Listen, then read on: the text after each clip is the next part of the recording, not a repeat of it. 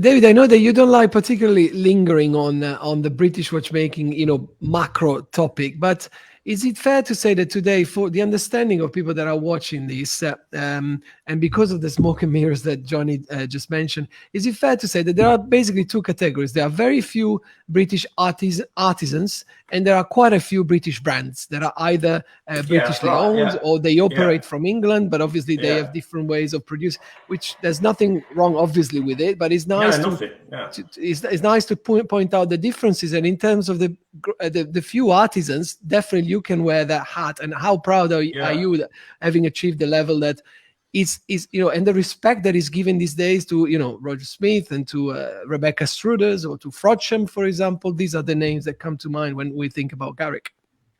Yeah, I agree. There are two categories, and you've got to have that distinction because, like you say, it causes issues with collectors who kind of don't understand what they're buying and where the value is in the watch, and that's the point. But every brand's got its plus points, and there's some cracking British brands. It doesn't matter where your watches are made. In reality, a lot of collectors don't care, but the point is, you have to make that distinction, and you have to let them know why your watches are at a certain price bracket. That's the frustration. Yeah, so being transparent about how things happen.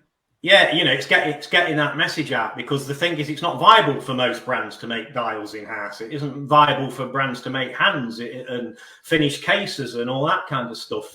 It's just so time-consuming, labour-intensive, and it costs a lot of money. Takes the profit away, and and so that's why 90% of brands don't do it. But there's a lot of brands in the UK doing some damn good stuff. And there is. Absolutely.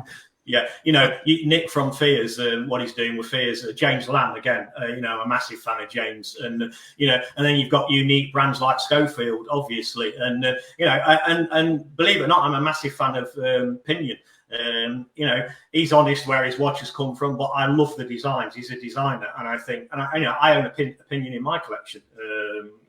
I just think there's some cracking British brands doing some really unique stuff, and they don't tend to copy off anybody else, and that's the beauty of it. Same as they've all got the unique identity. Remember, we spoke about this before. Remember years ago at Basel World, every year every brand did the same thing. It was Tourbillons one year, GMTs, whatever. The good thing about independents, British brands especially, but independents in general, they all seem to just do their own thing and don't copy.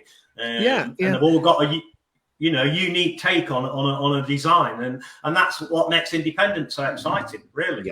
Yeah, absolutely. And when I look at sorry, Johnny.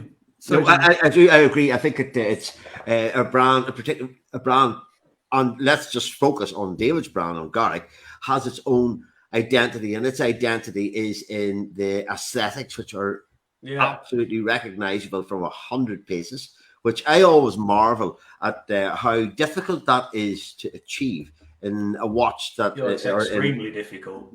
Something that is encased in a 42 millimeter case, and so to be able to have that strength of identity is something that's very, very unique.